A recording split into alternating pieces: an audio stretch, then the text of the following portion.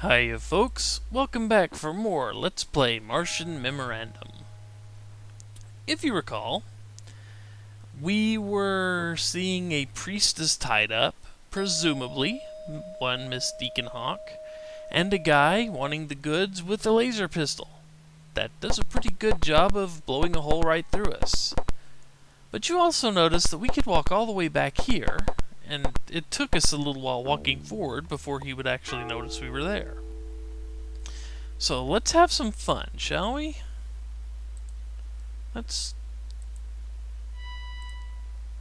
Okay. Let's position these two mirrors. Let's see if we can walk down here and not get fried. He doesn't notice us yet.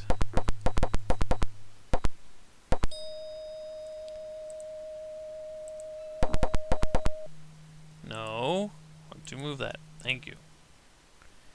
And just because I am who I am... And watch what happens. We move this. The extinguisher falls, landing with an almost deafening ring. The bad guy in turns and fires his laser at the sound. And fries himself. Whee! Can we get it? I don't want to take the pillar. I want to take... No, it won't let us take it. Oh well.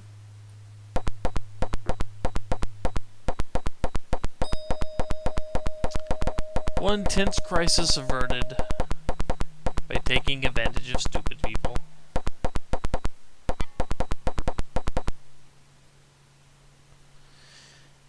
Okay, now let us talk to her, as freeing her from her bonds would be, useless. Deacon Hawke may have been a high priestess, but she looks more like a goddess. In her late 20s, she's tall, almost 6 feet. Her hair is very white and as thick as rope. It trails down her shoulders and her back. Her sensuality is so intense I can practically feel her heart beating from where I am. She's clad in a shimmering red ceremonial gown, a striking contrast against her unblemished skin. Like fine porcelain, her skin reflects the light, making her almost luminous. Her red lips are very full, and her azure blue eyes glisten, and through them, the very depths of her, I see a fire smoldering, smoky and hot. Focus, Tex. The light has returned now. The light has returned. Here we go. Now I must give the knowledge you seek. Okay. Alexander was a highly intelligent man who learned to use the stone at an extremely limited level. Even at that level, look at all he accomplished. That company has done much damage to this world. Done much to damage this world, sorry. He massacred all the colonists who had established a home in the Martian ruins at Valles Marineris. He escaped to Earth and reappeared a few years later as Marshal Alexander. No. You. Yep. So basically, so far, stuff we've already know. Yeah, the link between Earth and Mars. I wonder if anybody's ever going to have anything different to say about it. That's the group of scientists who murdered the colonists.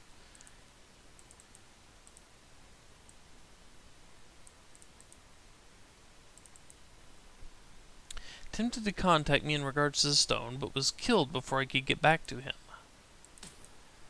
No, oops. Marshal Alexander's daughter arrived a short time ago. She contacted several people and then disappeared. I believe she is now being held against her will. One person I know may help you locate Alex. His name is Cooper Bradbury. Well, okay, we got a new person to talk about here. Yeah, nothing. The stone is the last remaining gift of a mighty and noble race which was destroyed by an astronomical disaster that ripped away the Martian atmosphere 80 million years ago. On the day of their annihilation, the gift was put in a protective enclosure until it could be awakened by intelligent beings in the future. Something must have gone wrong for man to discover it. Something must have gone wrong, for man discovered it. Thanks. The Martians were a kind and benevolent race. They would not understand the beast of hatred and destruction in the subconscious of human minds. Man's own intelligence is too underdeveloped to use the full power of the stone. I guess that's fair. Dangerfield was part of the Stanton expedition. As an archaeologist, he made the original discovery about the colonists having an artifact of great value. He advised Collier Stanton to try and purchase the stone from them, but they would not sell. When the massacre of the colonists took place, Dangerfield took no part in it. When Dangerfield threatened to inform authorities, he was shot and left for dead. Dangerfield has never given up his search for the stone and for Collier Stanton. I believe the search has made him unbalanced, however. Possibly. She's a rabid follower of yours, you should know her. If he obtains the stone, this world is doomed. You have returned the light of my adversary's weapon to save me, and I am in your debt. Big Dick's men were after the stone. It has been foretold that you are the one to retrieve the stone or die trying. Or try tie-dyeing. If you recover it, it must be returned to me for safekeeping. You will need something in your quest. Search the ruins of the colonist camp. Here's the location. Okay. Yeah. Nothing. Bradley Erickson. Cooper Bradbury. Bradbury is the leader of the mutant faction on Mars. He's not popular with the authorities. If you find him, he could help you locate Alexis Alexander.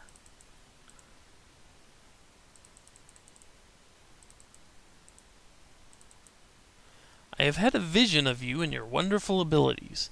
I did think you'd be taller, though. You will need something in your quest. Here's the search the colonist camp. Here's the address. Okay. You notice I talked to her and it didn't give me any, Look at this. This is one thing I found strange. The light is returned. Now I must give the knowledge you seek. You notice it gives you all of that, and you don't have anything to offer her. You can't offer, and it doesn't give you any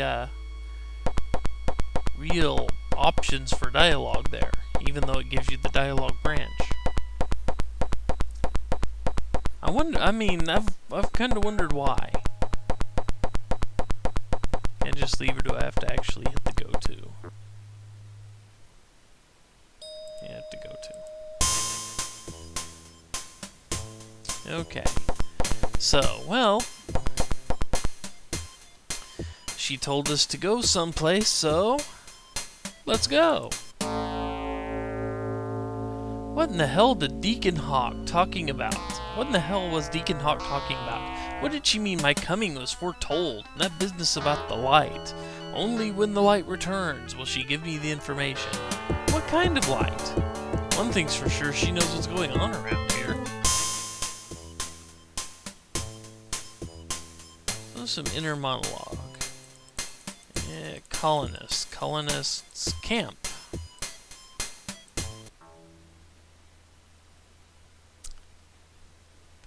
The site where the Martian colonists were massacred by the Stanton expedition is still preserved. I walk slowly by blown-out homes and playground as the wind whistles eerily through the twisted wreckage.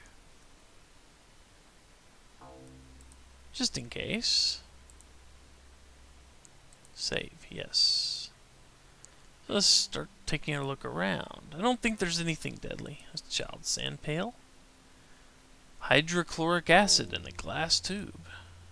All that remains of a heat-seeking missile which fell short of its targets. A child's sandbox. Now, this is kinda dark. A slide where 62 children of the Martian camp once laughed and played.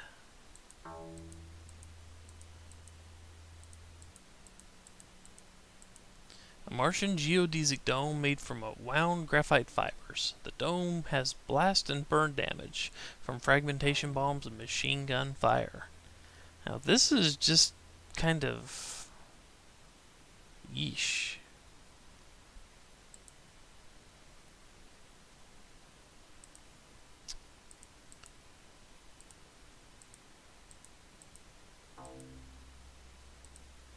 Can you open it? No. Can we move it? Aww. Little girl's beret.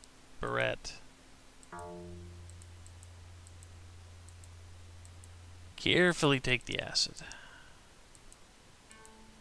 You open the sandbox? No. Can we move it? Move everything else? No.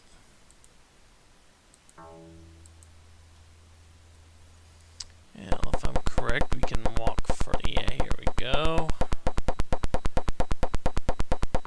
Where have all the children gone? Gone to graveyards, one by one.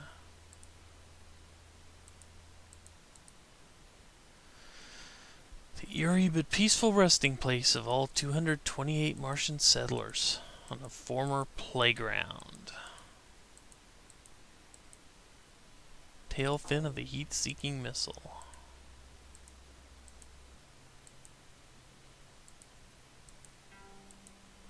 Nope, nothing there. Is that anything? No, that's not the Brett. No. Hey, what's this? An electronic fusion-powered tuning fork designed to fracture bulletproof glass. That could be useful.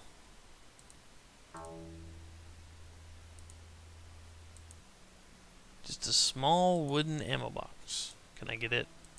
Nope, don't need the box. Good and fine fashion. Nope, won't move. Nope, won't move. And I think that's all we can do now. But, we're kind of out of leads. I mean,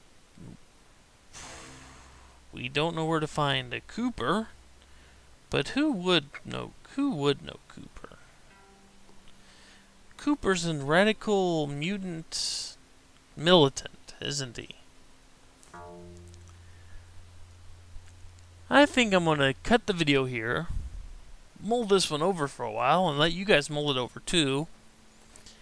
And when I come back, I'll have figured out who we need to go talk to next to maybe, just maybe, help us find Cooper Bradbury. So, until then, take care everybody. See you next time.